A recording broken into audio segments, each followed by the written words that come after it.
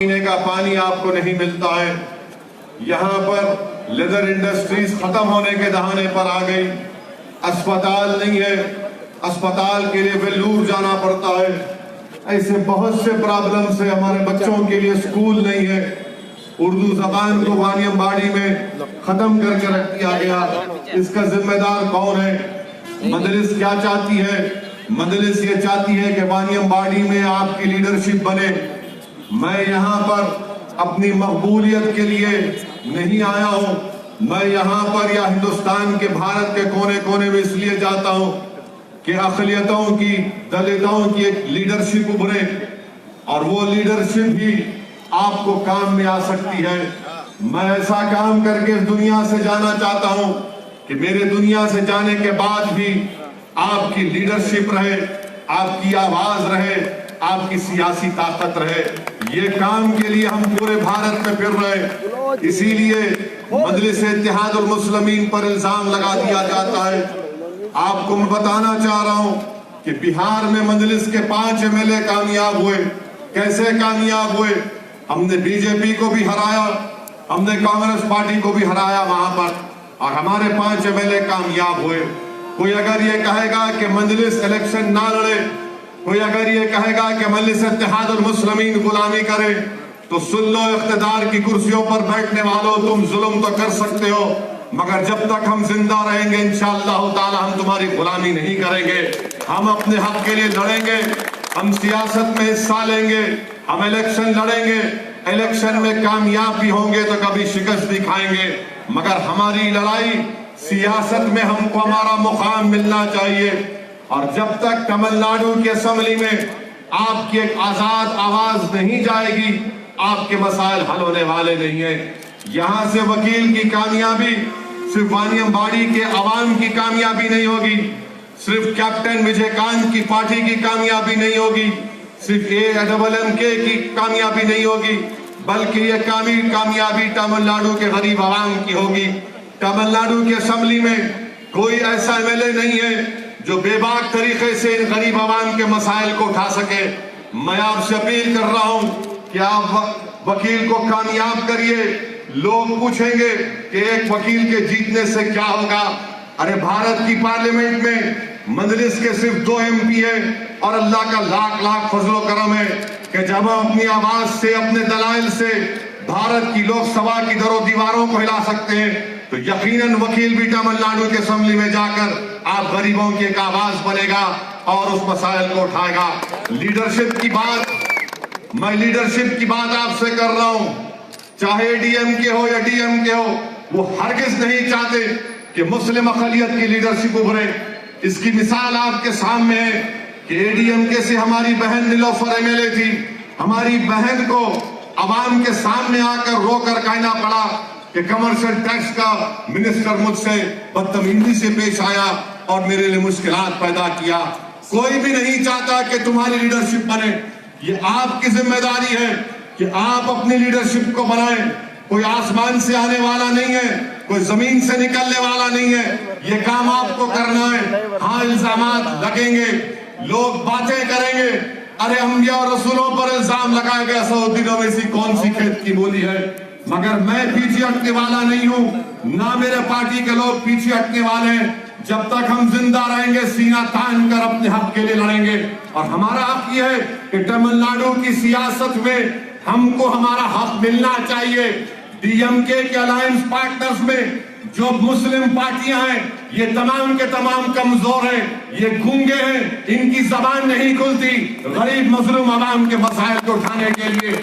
मैं आपसे वादा कर रहा हूं कि वकील कामयाब होगा तो हम तमिलनाडु के मुसलमानों के लिए 5% रिजर्वेशन का जो बात TT दिनाकरम ने अपने इलेक्शन मैनिफेस्टो में की, हम उसके लिए लड़ेंगे। जो 40 मुस्लिम कन्विक्टेड प्रिजनर्स जो जेल में सड़ रहे हैं, उनकी रिहाई के लिए हम लड़ेंगे। रंगनाथ मिश्रा कमीशन की रिपोर्ट, उस पर अमलावरी के लिए कुछ नहीं हो रहा है, उसका काम हम करवाएंगे। ये काम आपको करना है मेरे भाई। आप तमाम को मिलकर एक होकर अपने वोट का इस्तेमाल करना है। ये आपकी आवाज को आपको पहुंचाना है। वानियमबाड़ी में यहाँ पर बहुत से प्रॉब्लम्स हैं। मेरी आपसे गुजारिश है कि आप मुत्तहिदा अपने वोट का इस्तेमाल करिए। हाँ, यकीनन बीजेपी को अपोज करना है।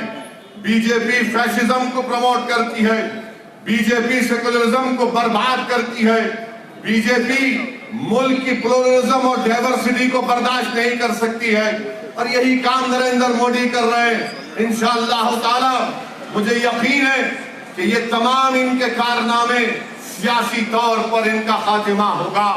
वो वक्त करीब है, मगर याद रखिए बीजेपी को हराने के लिए सिर्फ हमको आकर आप कहेंगे कि आप अपना वोट डिवाइड होने मत दो। अरे तुम्हारा वोट कहाँ गया बताओ?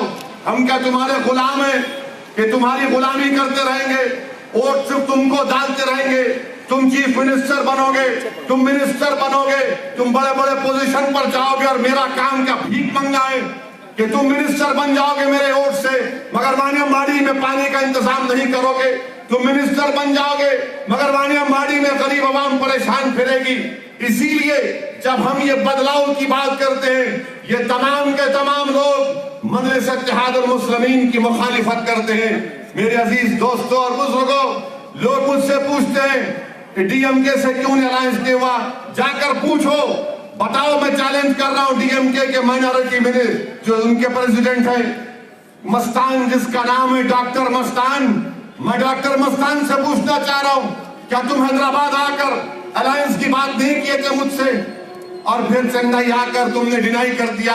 अरे डीएमके में मुस्लिम लीडरशिप की कोई अहमियत नहीं है, इसीलिए डरते हैं। अगर एमआईएम को यहां से अगर एमआईएम का जीत जाएगा तो इनकी जो सियासत है पूरी खत्म हो जाएगी।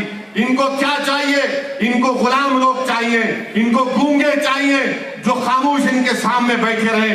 ये हरगिज नहीं हो सकता, क्योंकि आज का नौजवान ये जान चुका है कि जब तक हम अपने हक के लिए नहीं लड़ेंगे कोई हमको हक ला के देने वाला नहीं है। हम क्या पूछ रहे हैं? हमारा हिस्सा चाहिए। हिस्सा कौन देगा? क्या चीख मारने से हिस्सा मिलेगा? क्या रोने से हिस्सा मिलेगा? हिस्सा उस वक्त मिलेगा जब आप जमहूरी तरीके से लड़ेंगे, जमहूरियत को मजबूत करेंगे, और हिस्सा उसी को मिलता है जो पहला कदम आगे बढ़ाएगा, जो अपने हक के लिए लड़ेगा। ये काम मजलिस इत्तेहादुल मुस्लिमीन कर रही है। इसीलिए मैं आप तमाम से अपील कर रहा हूं कि उम्मीद के ऊपर वोट दीजिए, खौफ की बुनियाद पर हरगिज़ वोट मत दो। आप डर की बुनियाद पर वोट मत दो। कब तक डर डर कर वोट देंगे हम? क्या हम मोदी से डरते? नहीं डरते। क्या हम बीजेपी से डरते? नहीं डरते। क्या हम स्टैलिन से डरते? नहीं डरते। क्या हम मौजूदा तमिलनाडु के चीफ मिनिस्टर डरते? नहीं डरते। अरे हम सिर्फ अल्लाह से डरते, अल्लाह से डरते रहेंगे और अपने आप के लिए लड़ेंगे इंशाअल्लाह ताला। ये लोग बोलते हैं यार, अरे भाई आप क्यों नहीं रोक पा रहे इन लोगों को? पूरे मुल्क में फिरका परस्ती का जहर फैल रहा है। किसकी वजह से फैल रहा है? क्या आपने डीएमके के इलेक्शन मैनिफेस्टो पढ़ा कि जो इबादत गाहों को जाएगा काशी और मथुरा को उसको 25,000 1 लाख रुपए? ये अन्ना और पेरियार की सरजमीन है, यहां पर इस तरह की बात की जा रही है। इसीलिए मैं आपको बता रहा हूं कि ये मौका, तारीखी मौका आपके पास आया है। अपना एक एक वोट का इस्तेमाल करिए और वानियमबाड़ी के डेवलपमेंट के लिए, वानियमबाड़ी की कामयाबी के लिए मेरी आपसे इल्तिजा है कि 6 तारीख के दिन आप आपके बेटे, आपके भाई को कामयाब करिए। इंडियन यूनियन मुस्लिम लीग के कैंडिडेट साहब फिर नहीं सकते, उनको वानियमबाड़ी कुछ नहीं मालूम। इतना मेरे को मालूम वानियमबाड़ी के बारे में, इधर क्या हो रहा कुछ नहीं मालूम, खाली इधर आए चले गए दूल्हे भाई की तरह। इंडियन मुस्लिम लीग में क्या है बताइए आप? कहां गए वो लीडरशिप बनात वाला साहब रहमतुल्लाह अलैह? कहां गए वो सुलेमान सेठ साहब की लीडरशिप? कहां गई वो बातें उन लोगों की?